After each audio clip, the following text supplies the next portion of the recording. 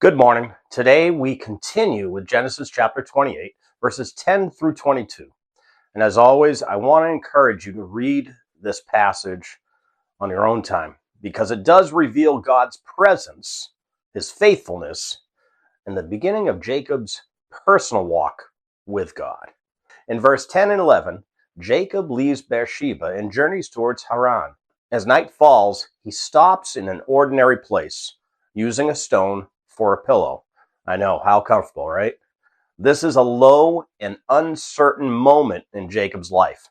He's alone, fleeing conflict, and stepping into an unknown future. Yet it is here, in his weakness and uncertainty, that God meets him. Often, we can see how God reveals himself most clearly when we are stripped of our comfort and self-reliance. In verse 12, Jacob dreams of a ladder set upon the earth, reaching to heaven, with the angels ascending and descending on it.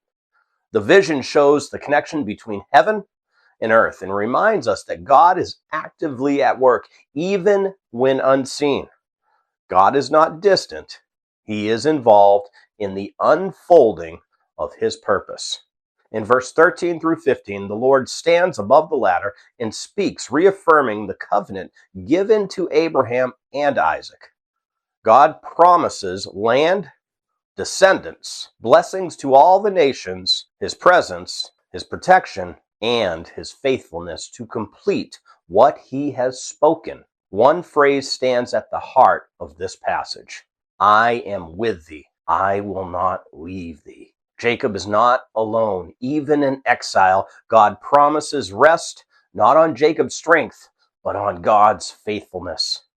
In verses 16 and 17, Jacob awakens in awe, realizing, surely the Lord is in this place, and I knew it not. He recognizes the holiness of the moment and calls the place Bethel, meaning house of God. What was once just a resting place becomes a place of encounter with God. This reminds us that ordinary places can become sacred when God reveals himself there. In verses 18 through 22, Jacob sets up the stone as a pillar, worships, and makes a vow acknowledging the Lord as his God. Though his understanding is still growing, this marks the beginning of Jacob's personal response to God's presence and promise. Faith is awakening in his life. We can also see how this passage points us once again to Christ. Jesus later refers to this very scene, revealing that he himself is the true connection between heaven and earth. Through Christ, God comes near, God speaks, and God brings his people into relationship with himself.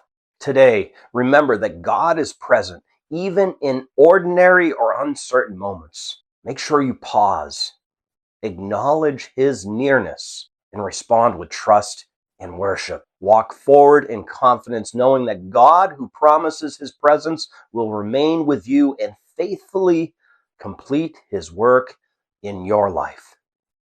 God bless.